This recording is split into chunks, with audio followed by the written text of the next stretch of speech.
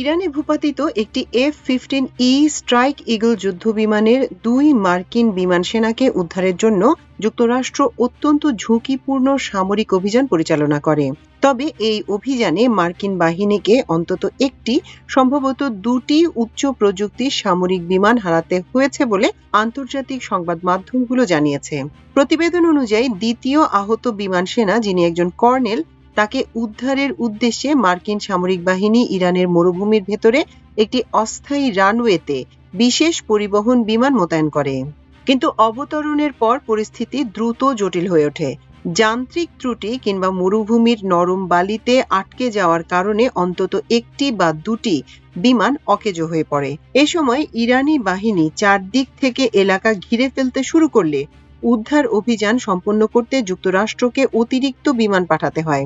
বার্তা সংস্থা এপি এক আঞ্চলিক গোয়েন্দা কর্মকর্তার বরাত দিয়ে জানায়, পরিস্থিতি নিয়ন্ত্রণের বাইরে চলে যাওয়ায় ফেলে আসা পরিবহন বিমানগুলো মার্কিন সেনারাই বোমা হামলা চালিয়ে ধ্বংস করে দেয়। ইরানের রাষ্ট্রীয় সংবাদ মাধ্যম পরে ইস্পাহান প্রদেশের মরুভূমিতে বিধ্বস্ত মার্কিন বিমানে পুড়ে যাওয়া ধ্বংসাবশেষের ছবি ও ভিডিও প্রকাশ করে।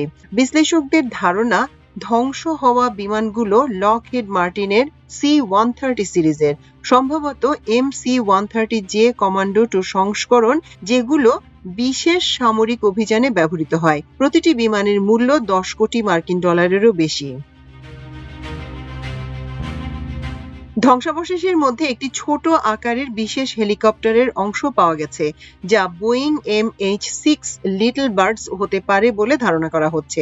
ফ্লাইট গ্লোবালের তথ্য অনুযায়ী এই ধরনের হেলিকপ্টারগুলো দূরবর্তী অভিযানে ব্যবহারের জন্য MC-130J বিমানের ভেতর বহন করা সম্ভব।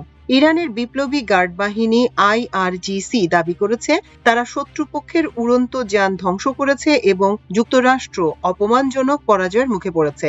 তবে ইরানের যৌথ সামরিক কমান্ড অভিযোগ করে, মার্কিন প্রেসিডেন্ট ডোনাল্ড ট্রাম্পকে রাজনৈতিক বিব্রতকর পরিস্থিতি থেকে বাঁচাতে যুক্তরাষ্ট্র নিজেদের বিমান ধ্বংস করেছে।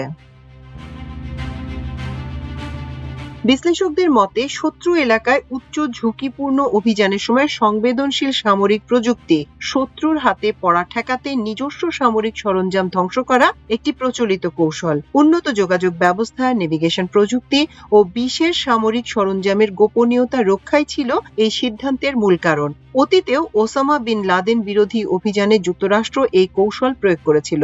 রোববার মার্কিন বাহিনী নিখোঁজ আহত বিমান সেনাকে সফলভাবে উদ্ধার করে। প্রেসিডেন্ট ডোনাল্ড ট্রাম্প জানান, গুরুতর আহত হলেও ওই সেনা অসাধারণ সাহসিকতার পরিচয় দিয়েছেন। ক্রাশের কয়েক ঘন্টার মধ্যেই দ্বিতীয় ক্রু সদস্যকেও উদ্ধার করা সম্ভব হয়।